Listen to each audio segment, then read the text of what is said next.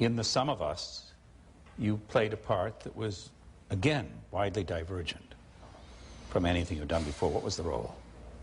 I played a gay football-playing plumber. And I had to kiss an actor called John Paulson.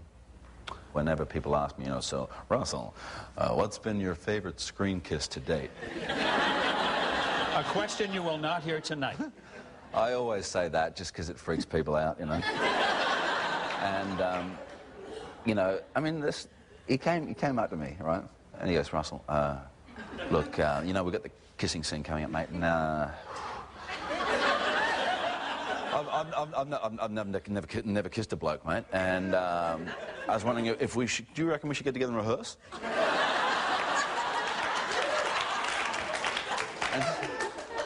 And I said, Johnny, mate, right, sit down, have a sit. Now, I'm about to go and work with Sharon Stone after we finish this movie, John. And he goes, yeah. And I said, I got a kissing scene with Sharon. Yeah. How do you reckon she's going to react if I ask her for some rehearsal time?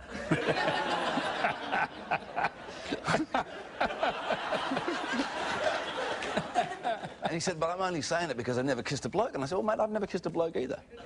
But I tell you what, right? You lean in far enough, I'll lean in far enough. I'm sure we'll remember what to do in the time.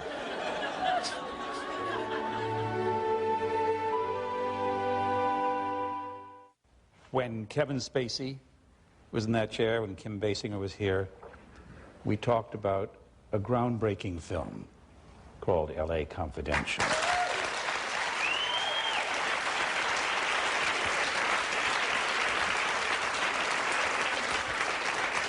He joins a great tradition here. Johnny Depp, Sean Penn, the Smokers. How did the role of Bud White come to you? L.A. Confidential came about because Curtis Hanson had seen Romper Stomper. Curtis just rang me up and through my agent, he basically said, look, I've got this role that I've always thought of Russell playing, and I know, you know, what he can do in Romper Stomper. I want to see if he can do the other side of this character. How did you see Bud? You know, I always thought he was just trying to do his best job. You know, he obviously had a history which affected the way that he dealt with certain things. And which we learn in the movie.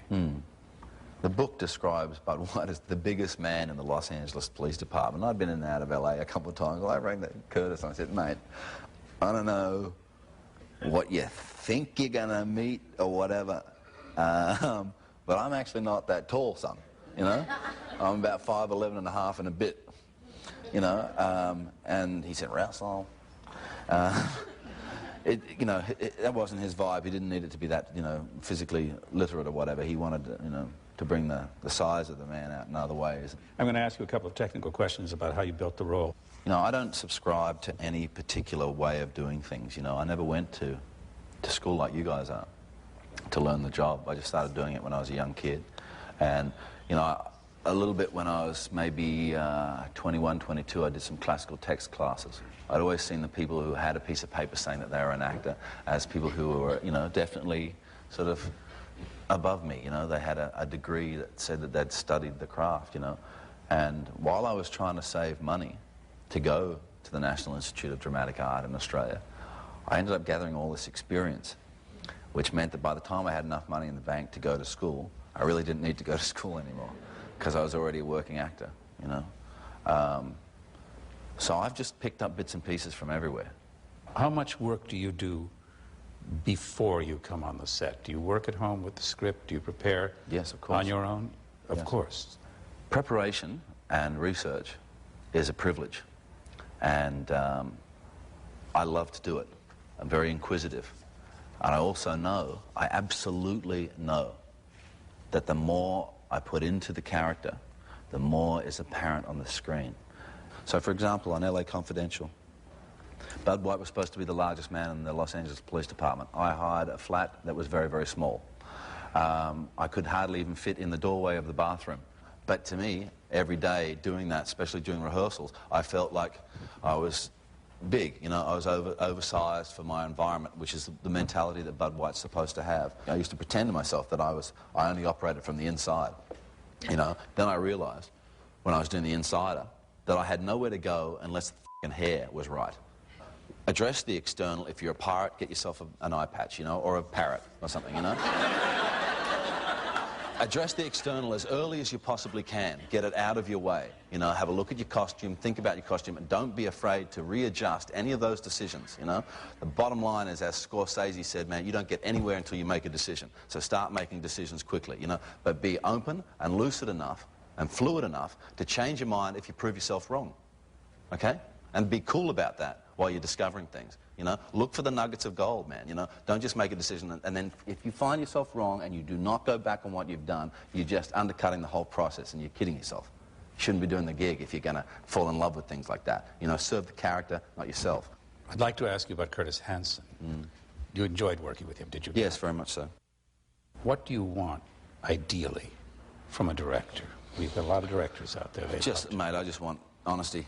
Straightforward. Don't try and play any bullshit games with me, because you might be able to fool me because I'm not that smart, you know. But the thing is, if you don't fool me and I catch you out, well, I'm never going to listen to what you say again. I'm there 100% to serve the film. I'm only there to do what it is that you're directing me to do. But I do love the opportunity to bring ideas back to the director. Russell received his first Best Actor Academy Award nomination, as well as British Academy Award and Golden Globe nominations, and won the Broadcast Film Critics and National Board of Review Best Actor Awards for his performance in The Insider.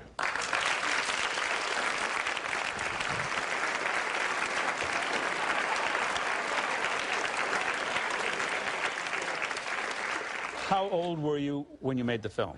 I was 34. How old was Wygand, the character? 55 or something, I think, at the time the story took place. And did you have any difficulties getting there? I was very surprised in the first place that I should be offered that role. But Michael Mann is very prepared. I said to him that I just didn't think that I should be playing the role, that he could get a lot of actors of that age to play the role. And Michael came around from his desk and he put his hand on my heart and he said, I'm not talking to you because of your age, boy. I'm talking to you because of what's in here, you know? Which to me was, you know, I mean, every now and then people will do that to you, man, you know? I mean, somebody's just so kind to you and it freaks you out because it's a hard life. It's a hard job, you know? Every now and then, isn't it, folks, you know? And it's really amazing when somebody, you know, gives you one of those days, you know? Because, I mean, once he said that, it's like, I'm going to do anything you want. I'll be... You know, I'll do craft service, third AD. I'll pack up the sets at night, Michael, but, you know, whatever happens, I'm working on your movie because I love the way you think.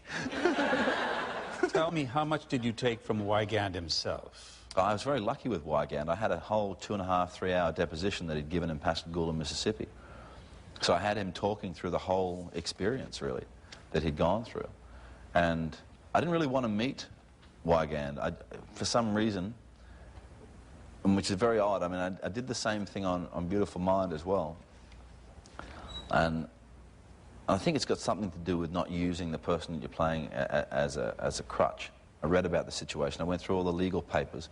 I tried to understand it from a scientific point of view, exactly what he'd been pointing out, you know, because I knew that there was something more to it than smoking is bad for you, you know. Clearly you were not dissuaded. It's one of those ironies of life, isn't it, you know? And I just let myself, you know, physically become Wygand as well. You know, How much weight did you gain, Russell? A lot, and it's one of those strange things, but I must have been clearing 235, 240 or something like that at the time. And I'm only, like I said, 5'11.5" and a bit. So, so that looks gigantic on me, but the one thing is my metabolism has never been the same since I did that film. Now I always have this incredible uphill battle, you know, me thinking I'm Mr., you know, method chappy or whatever, you know. But it was not a very smart decision in that respect, you know, get a pillow, put it around your middle, whatever. Russell won the Academy Award as Best Actor for his portrayal of Maximus Decimus Meridius in Gladiator.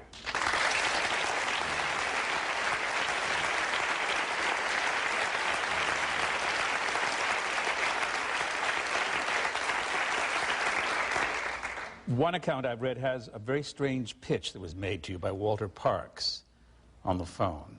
He gave you sort of 3 points that persuaded you that you might consider playing in an epic of this kind? He said, it's a $100 million film, you're being directed by Ridley Scott, and you play a Roman general. I've always been a big fan of Ridley's, and I read the script, and it was substantially underdone, and even the character wasn't existent on the pages. And that set about like a long process, and it's probably the first time that I'd been in a situation where the script wasn't a complete done deal, you know. I mean, we actually started shooting with about 32 pages, and went through them in the first couple of weeks. Isn't that scary? Yeah.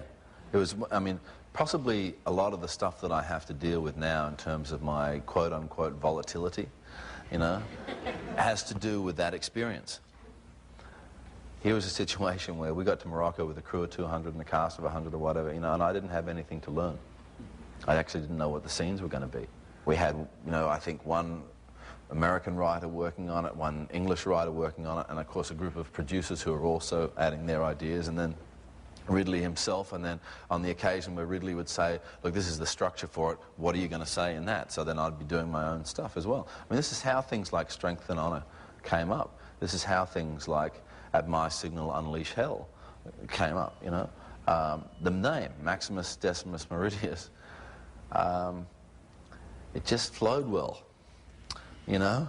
Where did it come from? Was that from you? My imagination. I'd had 10 other writers send me names which I just didn't think had that kind of groove to it, you know. And I mean, Maximus itself, I mean, when the character was first called Narcissus, right? The character's called Narcissus, and he's going on a journey of vengeance for his wife's death. It's like, do you know what you're talking about, the fellow who wrote it? You cannot call the character Narcissus. And when they came back and said, we want to call him Maximus, I said, you know, look, I'm just going to get endless jokes about Mad Maximus, which actually did end up happening in a lot of reviews. Let me ask you a question about the gladiatorial contest. They looked dangerous, and they looked difficult. Were there any injuries? Many. To you? Yep, a lot of blood. A lot of blood, a lot of grazes, you know. I mean, I've still got a little scar here, and one on here, you know, on this elbow, a discoloration of the skin. They're directly gladiated, but there's a lot of internal stuff as well that comes up the older I get, you know. I've had Achilles tendons go out, knees go out, both shoulders. This shoulder's actually had an operation on it. You know, I got a lower back thing that just won't go away, and that's from a couple of sort of fall impacts during fight sequences or whatever. I've got a rib up the top here that pops out every now and then, which is not very comfortable. You know, Jesus Christ. I've got two really bad hips.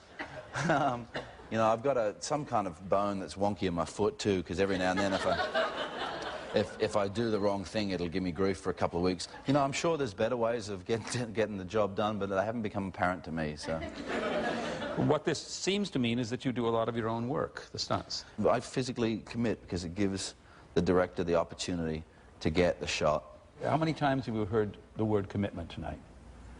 You'll find that this is the theme of this particular evening.